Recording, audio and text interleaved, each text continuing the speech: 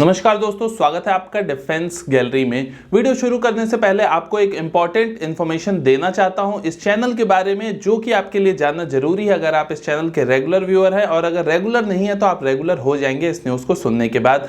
News क्या है? तो न्यूज़ ये है दोस्तों कि इससे पहले हमारे चैनल पर आपको पता है बहुत सारे वेरियस न्यूज़ आते रहते हैं, और जो इंपॉर्टेंट फिक्स टॉपिक्स हैं उस पर भी हम वीडियोज़ बनाते रहते हैं। लेकिन यहाँ पर मैं आपको बताना चाहता हूँ कि दोस्तों, आपने इससे पहले भी देखा होगा कई चैनल्स ऐसे हैं जो कि आपको डिफेंस अपडेट प्रोवाइड करते हैं, लेकिन उसमें मोर और लेस ज्यादातर चीजें इंडिया की होती हैं। लेकिन ऐसी बहुत सारी चीजें होती हैं, चाहे वो इकोनॉमिक हो या फॉरेन पॉलिसी से रिलेटेड हो, जिसमें कि बहुत सारी चीजें डिफेंस को इनडायरेक्टली इंपैक्ट करती हैं। चाहे वो तुर्की का कोई मसला हो, या ईरान की बात हो रही हो, या ऑस्ट्रेलिया या जापान, कहीं की भी बात हो रही हो, तो हम दोस्तों अपने इस चैनल पे जो शाम की ब्रीफिंग होगी, जैसे आज का ये वीडियो है, उसमें अब हम हर वीडियो में आपको ये सारी चीज जो दिन भर की न्यूज होती है, चाहे वो फॉरेन पॉलिसी से जुड़ी हो, या इकोनॉमी से जुड़ी हो, या डिफेंस से जुड़ी हो, इन सब से जुड़ी इंपॉर्टेंट न्यूज जो ग्लोबल लेवल पे हो रही होगी, उन सब के बारे में आपको बताएंगे। और ये सीरीज में हर इवनिंग को आपको लेके आऊंगा। तो मैं उम्मीद करता हूं कि आप अगर चैनल पे नए हैं तो सब्सक्राइब जरूर कर लिया होगा आपने चैनल पे। चलिए वीडियो को शुरू कर लेते हैं। तो वीडियो की शुरुआत दोस्तों मैं आपसे करने वाला हूं भारत के P8I एयरक्राफ्ट को लेके। भारत के पास करंट में दोस्तों P8I के 8 नंबर ऑफ यूनिट्स एयरक्राफ्ट है, जिसे भारत यूज करता है या इंडियन नेवी यूज करती है, आप कह सकते हो। ये एक सर्वेलांस एयरक्राफ्ट है जिसे कि सबमरीन हंटिंग के लिए यूज किया जाता है। भारत ने इसके 8 ऑर्डर बहुत पहले दिए थे, जो कि 8 डिलीवर हो चुके हैं, और कल ही भारत को 9वां P8I एयरक्राफ्ट मिल चुका है। ये 9 जो मिले हैं, इसमें दोस्तों 3 और मिलने वाले हैं। 4 के ऑर्डर फॉलो ऑन ऑर्डर दिए गए थे 8 यूज करने के बाद, क्योंकि वो सही थे। और इंडियन नेवी आप कह सकते हो कि अमेरिका या बोइंग की पहली इंटरनेशनल कस्टमर बनी थी इस एयरक्राफ्ट को खरीदने वाली। उसके बाद फिर आप देखो कि अब तो कई देश इसे यूज करते हैं। तो अभी करंट में 4 मिलने वाले हैं, जिसमें से 1 मिल चुका है, तो टोटल 8 और 4 आपके हो जाएंगे 12। और इसके अलावा 6 और एयरक्राफ्ट के ऑर्डर लास्ट ईयर ही दिए गए थे, तो वो भी आपको 2-3 साल बाद डिलीवर होना शुरू हो जाएंगे। तो यानी कि टोटल भारत के पास 18 P8I एयरक्राफ्ट हो जाएंगे भविष्य में। बढ़ते हैं अपनी अगली न्यूज के ऊपर।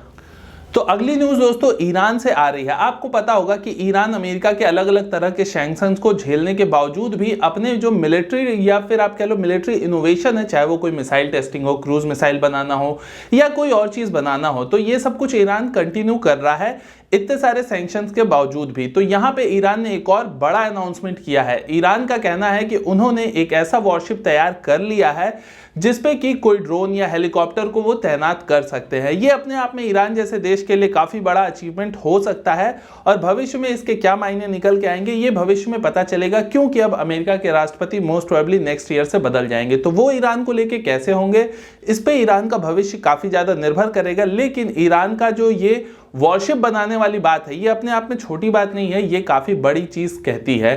खैर, हम बढ़ते हैं अपनी अगली न्यूज पे। अगली न्यूज है दोस्तों ब्रिटेन से। ब्रिटेन के प्राइम मिनिस्टर बोरिस जॉनसन ने ये अनाउंस किया है कि वो अब अगले 4 साल में अपने डिफेंस इंडस्ट्री में $22 बिलियन का इन्वेस्टमेंट करने वाले हैं। $22 बिलियन एक बहुत बड़ा अमाउंट हो जाता है, और ये हर साल इक्वल अमाउंट के रूप से डिवाइड होके वो इन्वेस्ट करेंगे।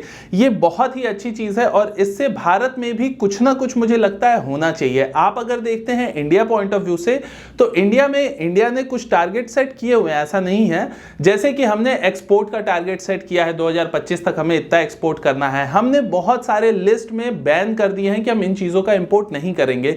ये सब इंडियन गवर्नमेंट ने काफी अच्छे स्टेप्स उठाए हैं। लेकिन इंडिया के भी पास एक दूरगामी आप कह सकते हैं दूरदृष्टि से देखते हुए हमें भी फिक्स करना चाहिए कि हम आने वाले 5 साल में या 10 साल में अपनी डिफेंस इंडस्ट्री में कितना इन्वेस्टमेंट करेंगे। क्योंकि जब हम ये चीज फिक्स कर लेंगे कि हम कितना इन्वेस्टमेंट करेंगे, तो हम उसी हिसाब से हर साल उसका बजट प्लान करेंगे, और तो चीजें ज्यादा क्लियर तरीके से किसी भी देश में आगे बढ़ पाएंगी। और यही रीजन है कि कुछ दिनों पहले आपने देखा होगा ऑस्ट्रेलिया ने भी अपने आने वाले 10 साल के इन्वेस्टमेंट को अनाउंस किया था।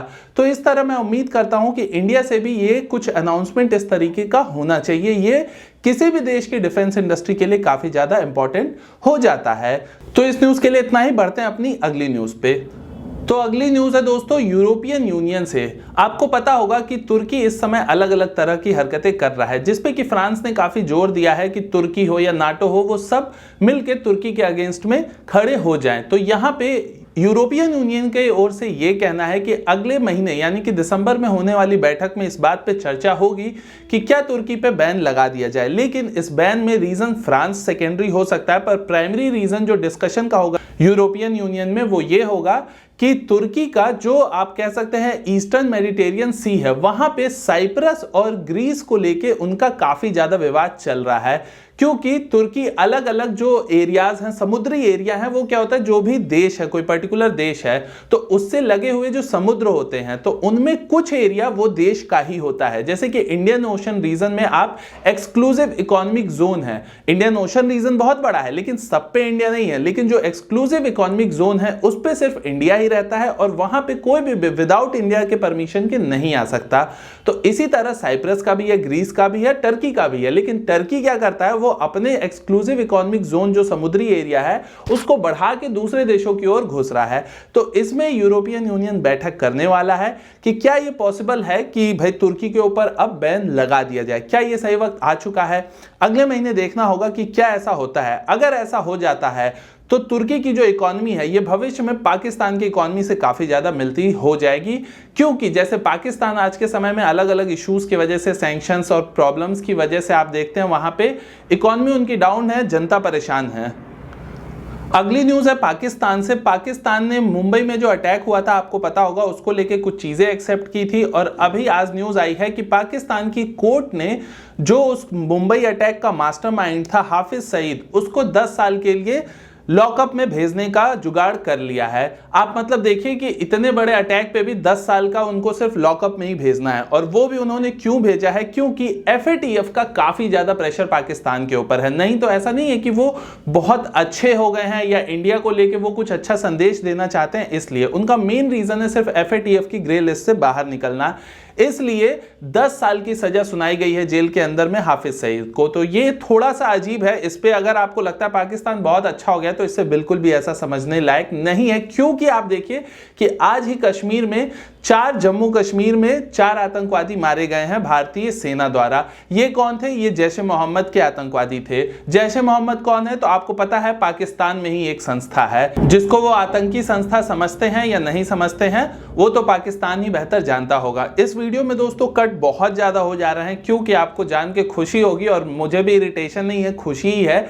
क्योंकि मेरे सर के ऊपर से तब से अभी तक, जब से मैंने वीडियो रिकॉर्ड करना शुरू किया है तब से अभी तक 4 जगुआर विमान गुजर चुके हैं। तो उनकी आवाज बहुत तेज है, डुअल इंजन फाइटर जेट है वो, तो इस वजह से ऐसा हो रहा है। आप इससे समझ सकते हैं कि मेरे घर के पास ही जगुआर विमान की एक स्क्वाड्रन तैनात है जो सुबह शाम इस तरह की सॉर्टीज करती रहती है। बढ़ते हैं अपनी अगली न्यूज पे।